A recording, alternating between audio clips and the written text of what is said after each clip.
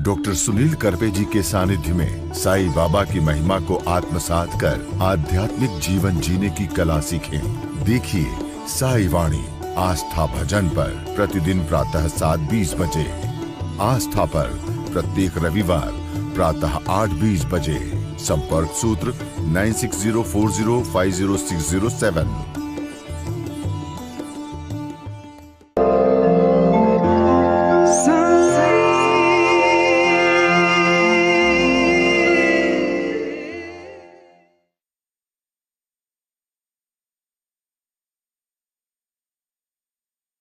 साईं तेरे चरणों में कोटि प्रणाम। साईं तेरे चरणों में कोटि प्रणाम। साईं तेरे चरणों में कोटि प्रणाम।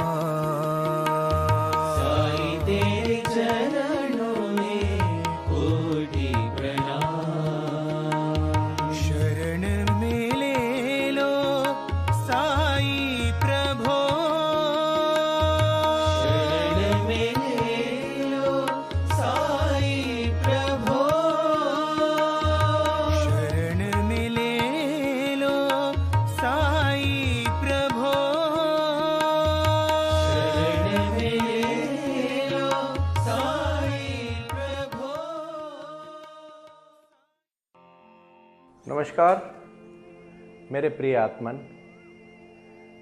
आज यहाँ हजारों करोड़ों लोग जब सुनते हैं तो बहुत समझदारी के साथ मैं साई ध्यान के प्रति सजग हूँ और मेरा अंतिम लक्ष्य यही है कि मैं साई वाणी के माध्यम से आप लोगों को साई वाणी तक पहुँचाऊँ और उसके बाद आप साई ध्यान करके अपने जीवन में अपने खुद के ऊपर काम करना शुरू करें। सिर्फ 6 महीने के लिए आप अपने अंदर चले जाओ, आप किसी दूसरों के बारे में सोचना बंद कर दो, सब कुछ भूल जाओ। जो लक्ष्य रखे हैं उसके पाना है। तो मैं जो चाहता हूँ आज मैं जीवन जीने की कला जो मेरे इस साई वाणी के प्रारंभ करते हुए मैंने सुना था कि आस्था भजन और आस्था चैनल के माध्यम से जो मेरे मित्र कहने लगे कि सुनील जी ये साई वाणी क्या है, और उस ऐड में आने लगा कि अध्यात्म के माध्यम से जीवन जीने की कला। साईं बाबा अपने हजारों करोड़ों भक्तों को आशीर्वाद देते हैं। साईं बाबा का नामस्मरण करोगे, हमेशा उनके ध्यान में रहोगे और अपना कार्य करते करते एक दिन पहुंच जाओगे, उसमें कोई दोहरा नहीं है। प्रारंभ करो और जारी रखो। इसी माध्यम से मैंने एक विचारधारा रखी और इस विचारधारा के प्रति हम सब सजगता के साथ अपने जीवन को जीने लगे। बहुत सारे विश्वविद्यालयों में और यूनिवर्सिटीज़ में मैं अभी जा रहा हूँ। खासकर मैं यूथ को जोड़ना चाहता हूँ और यूथ फॉर ट्रूथ इस मिशन को मैंने काम शुरू किया तो साई वाणी को बहुत सारे लोग आके जुड़ गए और कहने लगे कि हमारा ये प्रारंभ है, हमारा ये विचार है और इसी विचार के माध्यम से हमें जुड़ना है। कैसे जुड़ना है, कौन से प्रकार से जुड़ना है, मैं पहले प्रारंभ करूं। आज आपको प्राणायाम और उसके बाद साई ध्यान, इसका मैं जिक्र बार बार करता रहता हूँ। मॉरिशस, मलेशिया, सिंगापुर, पूरे एशिया के लोग साई वाणी और साई आस्था भजन और आस्था चैनल पे सुन रहे, यूट्यूब चैनल पे सुन रहे और लोग बहुत खुल के जुड़ रहे हैं। भाई और बहनों, आपके जीवन में क्रांति होगी तभी हमारे जीवन में खुशी होगी, क्योंकि ये सिर्फ मनोरंजन नहीं, मैंने पहले दिन कहा था। कुछ लोग कहते हैं कि सुनील जी हम कैसे ध्यान कर पाएंगे, हमसे नहीं होगा। क्यों नहीं होगा, प्रयास करो। अरे आप अपने जीवन में बदलाव लाना चाहते हो ना, सब कुछ कर सकते हो, सिर्फ प्रयास करना जरूरी है। और इसलिए मैं प्रारंभ से ये कहानी से शुरुआत करूं। एक बार एक फ़कीर हुआ और वो फ़कीर नहीं रहा। वो फ़कीर क्यों हुआ और फ़कीर होने का मेन लक्ष्य क्या है, मकसद क्या है, इसकी ये कहानी है। एक राजा अपने राज्य के सभी चित्रकारों को निमंत्रित करता है और कहता है कि एक मुर्गे का चित्र बनाओ। एक से बढ़कर एक मुर्गे का चित्र बना के सब राजा के पास लेके आते हैं और फिर राजा कहता है कि किसी अच्छे ज्ञानी चित्रकार को बनाओ, बुलाओ उसको, वो कहेगा इसमें सबसे अच्छा कौन है, क्योंकि सभी चित्र अच्छे थे। वो ज्ञानी चित्रकार फ़कीर था, वो कहता है कोई बात नहीं, मुझे सब चित्र दे दो और मुझे एक बड़ा महल दे दो, मैं उसमें वो अंदर जाके सब चित्रों को देखूंगा, 2-3 दिन मुझे लगेंगे। राजा कहता है कोई बात नहीं, जैसे आप ठीक समझे। और फिर उस महल में उस चित्रों को, सभी चित्रों को रखा जाता है। राजा, वो फकीर अंदर चला जाता है, अंदर से दरवाजा लगा देता है, 3 दिन उधर ही रहता है। 3 दिन के बाद बाहर आके कहता है एक भी चित्र अच्छा नहीं है। राजा अचंभित हो जाता है, इतनी मेहनत करके इतने सारे चित्रकों ने एकदम मुर्गे की तरह चित्र बनाए हैं और आप कहते हो एक भी अच्छा नहीं है, तो फिर आपका अच्छे चित्र का मापदंड क्या है? फकीर कहता है मैं मापदंड बताऊं? तो जरूर बताइए, फिर हमें पता चलेगा ना कि आप कहते हो कि इसमें ये चित्र अच्छे क्यों नहीं है। फकीर ने कहा आपने शायद ठीक से देखा नहीं, मैं एक असली मुर्गे को अंदर लेके गया था मेरे साथ और सभी चित्रों के सामने मैं उसको लेके जाता, लेकिन मुर्गा तो शांत रहा।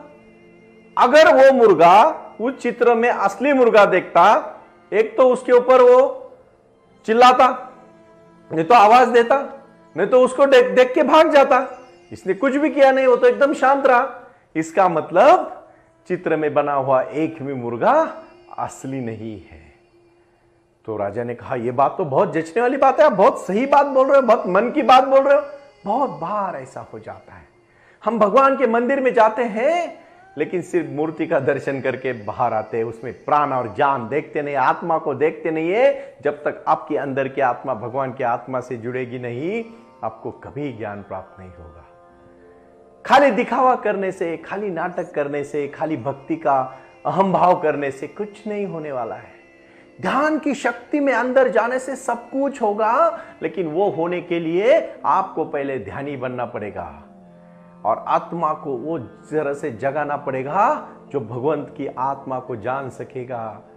साईं बाबा हजारों करोड़ों भक्तों को आशीर्वाद तभी दे पाते हैं जब उनके शिष्य, उनको मानने वाले सच्ची प्रसन्नता के माध्यम से साईं बाबा का ध्यान करे, उनको विचार करे, उनके दिए हुए रास्ते से सबका मालिक एक, श्रद्धा सबूरी प्रारंभ करो, जारी रखो, साई वाणी सुनो और साई ध्यान करो। इसी क्रिया से तुम आगे चले जाओगे, वरना नहीं जा पाओगे। फिर राजा कहता है कि आप इतने बुजुर्ग हैं, इतने अनुभवी हैं, आप खुद एक चित्र बनाइए। तो फकीर कहता है मुश्किल है, अभी मैं बूढ़ा भी हो चुका हूं और इस उम्र में मुर्गे का चित्र बनाना। तो राजा कहते हैं आपकी तो उम्र ज्यादा हुई, मतलब आपकी कला और परिपक्व हो गई है, आप बनाइए, प्रयास करिए। फकीर कहता है मैं बना तो पाऊंगा लेकिन उसके लिए 3 साल लगेंगे, मुझे एक अच्छा सा महल लगेगा, पूरी सुख सुविधा लगेगी और जंगल भी लगेगा।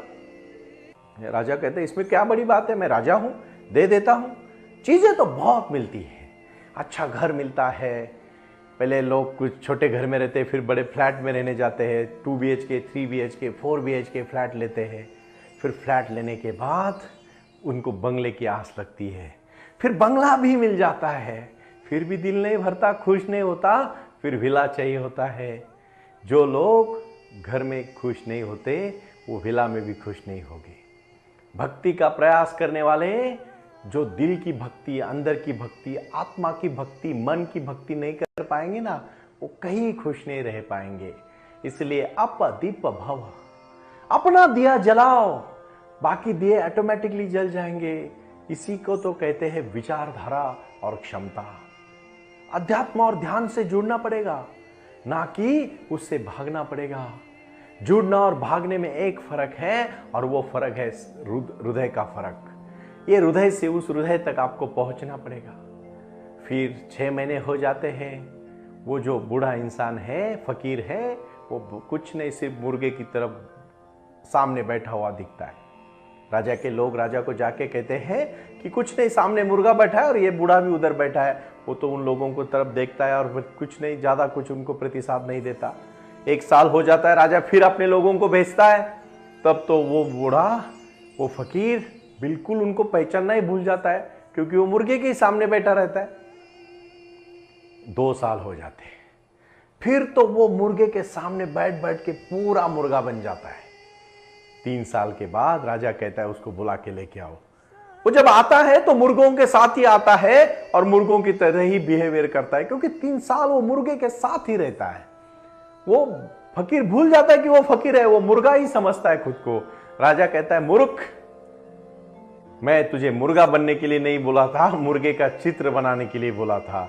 तो फकीर जोर जोर से हंसने लगता है और फकीर कहता है कि आपको चित्र चाहिए, इसमें क्या बड़ी बात है, अभी बना देता हूं, लाओ सामान। और सामान लेके आता, एक चित्र निकालता है और फिर से वो महल में जाके अंदर बंद हो जाता है। जितने भी मुर्गे उसके साथ लेके जाता है वो सब मुर्गे जोर जोर से चिल्ला चिल्ला के बाहर निकलते हैं। फिर वो चित्र दिखा के कहते हैं, राजा कहता है, आपने ऐसा क्या किया कि उनको चित्र दिखाया?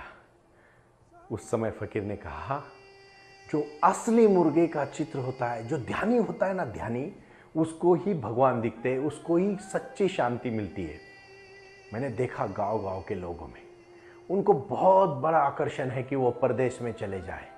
जब वो परदेश में चले जाते हैं ना, उनको अपनी देश की याद आती है। और जब वहां भी उनको सिर्फ काम करना, पैसे कमाना, सोना, रहना, खाना पीना, कुछ नहीं बाकी दूसरा, अपने देश के प्रति ना वो मिट्टी के प्रति प्रेम है, प्यार है, उस देश के प्रति ना जान है, ना कोई उसमें एक अपनापन है, कुछ भी नहीं है। भाई और बहनों, यही तो रीत है।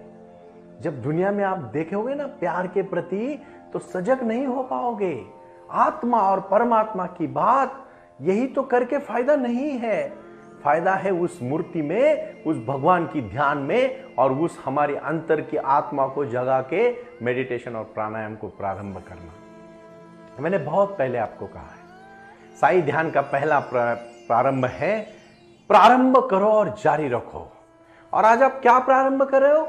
आप साई ध्यान करने को प्रारंभ कर रहे हो। और इसका पहला और महत्वपूर्ण अंग आप मेरे साथ शुरू करें।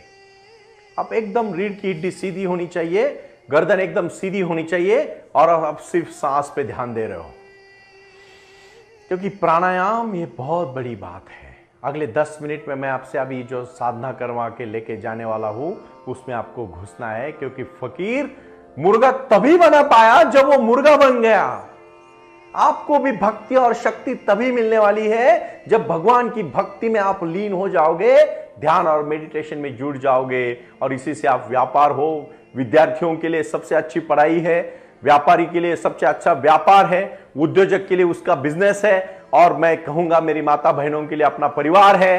जो कार्य में जुड़े हैं, उनको अगर सफलता पानी है तो आपको ध्यान करना पड़ेगा। सुबह का 1 घंटा ध्यान आपकी पूरी जिंदगी बदल सकता है। और यह ध्यान को किस तरह से करना है? सबसे पहले आपको मैं कहूंगा अनुलोम विलोम, उसके बाद मैं कहूंगा भ्रामरी, उसके बाद कहूंगा मैं कपाल भाती, उसके बाद मैं कहूंगा ये जो श्रृंखला मैंने दी है, अलग अलग प्राणायाम जो है, वो प्राणायाम करने से स्थिरता आ जाती है। और फिर उसके बाद ऑटोमेटिकली आप साई ध्यान में प्रवेश करते हो। ध्यान में प्रवेश करते समय सिर्फ गहरी सांस, और सांस के साथ साथ अपनी अंदर की आवाज, सिर्फ एक ही आवाज आपको सुननी है कि आप बहुत शक्तिशाली है। आप जो भी करना चाहते हो, और आंख बंद होना बहुत जरूरी है। ध्यान करते समय आंख को खुली मत रखो, क्योंकि ऊर्जा जो अंदर से घटित होती है, आपके मूलाधार चक्रा से लेके सहस्राधार तक शक्ति बहनी चाहिए, और वही ऊर्जा होती है जीवन में कुछ कर गुजरने की ऊर्जा। इसलिए मैंने बहुत बार कहा है, वो आए और आकर चले गए, मौन रहे और कुछ कह गए, कुछ था जो बिन बाटे ही बट गया, जल उठे दिए और अंधेरा झट गया। बाबा ने अपने जीवन में जो क्रांति की है, ये क्रांति हमारे जीवन की क्रांति है, और उस क्रांति को पाना है तो पूरे विश्व में अभी साई के विचारों का ये जो महिमा है, सबका मालिक एक है। हमारा जीवन ये है, ध्यान करना है, बाकी कुछ नहीं करना है। वो जब हो जाएगा, सब चीजें आप सीख जाओगे, और यही सिखाना तो मेरा लक्ष्य है। आज जितने भी यूथ लोग हैं, इंजीनियरिंग कॉलेज से लेकर मेडिकल कॉलेज के बच्चों तक, और IIT के बच्चों तक, MBA के बच्चों तक, अलग अलग टेक्नोलॉजी के बच्चों तक मैं जुड़ता हूं, तो उनको सबको मेडिटेशन में इंटरेस्ट है। वो कहते हैं, सुनील जी हमें बहुत अच्छा लगता है जब आपके साथ साईवानी करते हैं। साईवानी सुनने के बाद ये जो मेडिटेशन में जो अभी सिखाने जा रहा हूं, उसके ऊपर आज ध्यान दीजिएगा। एक तो आप सीधा पद्मासन में बैठो, प्रॉपरली। वज्रासन में बहुत सबको मुश्किल होगा, लेकिन पद्मासन सबको आसान होगा। और ध्यान मुद्रा, ये मुद्रा आप ठीक से देखिए। मैं पहले ही कह चुका हूं कि मैं अच्छा शिक्षक हूं। मैं गुरु हो या ना हो आप तय करो, लेकिन मैं शिक्षक के माध्यम से कहना चाहता हूं कि टीचर एक भूमिका देता है आपको, ये साई वाणी की भूमिका है। बहुत सारे क्वेश्चंस मुझे आते हैं, हर दिन मुझे फोन आते हैं और बड़ी खुशी होती है। विदेश से भी लोग जुड़ रहे हैं, क्योंकि ध्यान करते समय सबसे पहले आप गहरी सांस, सिर्फ सांस का खेल है। अपने शरीर में अलग अलग ऑर्गन्स हैं। देखो, पेट में एक भी ऑर्गन नहीं है, सब कुछ अपने चेस्ट में ऑर्गन्स है, अंदर के साइड में। और जब आप गहरी सांस लेते हो और उसमें पूरी तरह से शक्ति भरते हो, प्राण ऊर्जा भरते हो, प्राण वायु को भर लेते हो, दिन भर ताजा महसूस करते हो। क्योंकि अनुलोम विलोम और कपालभाति करने से आपके शरीर की जो फ्रेश एनर्जी है, फ्रेश ऊर्जा है, हर चीज को आप बहुत अच्छी तरह से महसूस करो और फिर शक्ति के साथ जोड़ो। मेरे साथ मेडिटेशन को प्रारंभ करें। और मैंने जो किताबें लिखी हैं वो किताबें आप स्क्रीन पर, तो हर दिन 5-5 किताबें, 108 बुक्स लिखे हैं। ये 108 बुक अपने जीवन के रिलेटेड बुक्स हैं, अपने जीवन में क्रांति करने के लिए। क्योंकि मुझे एक वो इंसान बनाना है, वो महिला मेरी बहन वो बनानी है, मेरा वो भाई बनाना है जो अपने पैर पे खड़ा हो और अपने परिवार, अपने राष्ट्र, अपने राज्य और अपने विश्व के प्रति एकदम कटिबद्ध हो, शांत और एक समाधानी इंसान। ये बनाना हमारा लक्ष्य है। वो मनुष्य जिसकी चेहरे पे खुशी हो, दिल में सादगी हो, और वो सिर्फ मेडिटेशन कर सकता है। मेडिटेशन के सिवाय कोई भी ऐसी चीज नहीं है कि पूरे जीवन में परिपूर्णता देगी। जब आप अपनी सही आत्मा को जानोगे ना, तो ही परमात्मा को जानने के बाद खुशी मिलेगी। नहीं तो देखो, इतना खुशी में लोग जी रहे ना आज कि उनको मतलब इतनी विश्रांति वो करते हैं कि उनको कभी काम करने का मजा ही नहीं आता। मेहनत करोगे तभी तो विश्रांति का मजा आएगा, ध्यान करोगे तभी तो उसका फल पाओगे। अगर ध्यान ही नहीं करोगे और सिर्फ उसके बारे में सोचते रहोगे, क्योंकि बहुत सारे लोगों को सिर्फ सोचना है, उनको खुश नहीं होना है। खुश होने के नुस्खे मोबाइल लेके घंटों तक पढ़ते रहे और बाद में थक के सो जाते। खुश तो होते नहीं, लेकिन थक जरूर जाते। किसी 10 चीजों पे ध्यान देने से अच्छा है। एक बात, बहुत ब्रूस ली का बहुत अच्छा वर्ड है, बहुत अच्छा लाइन है। उन्होंने कहा, मैं वो 10,000 चीजों को नहीं डरता कि एक इंसान अलग अलग प्रकार की 10,000 किक मारता है। मैं वो इंसान से डरता हूं जो एक किक की 10,000 बार प्रैक्टिस करता है। ध्यान और मेडिटेशन सिर्फ यही है। आपको उस समय से जुड़ना पड़ेगा। हर दिन 1 घंटे में आपको वो पाने के लिए अंदर से आवाज भरनी पड़ेगी। जब आपकी सांस बंद होने को करता है, आप कभी प्रयोग करो, ज्यादा मत करना, थोड़े समय के लिए। और जब ऐसा लगता है आपको कि कब मैं नाक खोलूं, उस प्रकार उतनी ईगरनेस से, उतनी गहराई से आपको ध्यान में उतरना पड़ेगा, और तभी ध्यान हो पाएगा।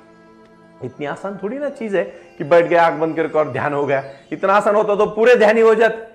क्यों 12-12 साल बुद्ध और महावीर ने तपस्या की? तपस्या करोगे, तप करोगे तो ही कुछ कर पाओगे। इसलिए कुछ कर गुजरने के लिए मौसम नहीं, मन चाहिए। साधन तो जुट जाएंगे, संकल्प, ध्यान का संकल्प चाहिए।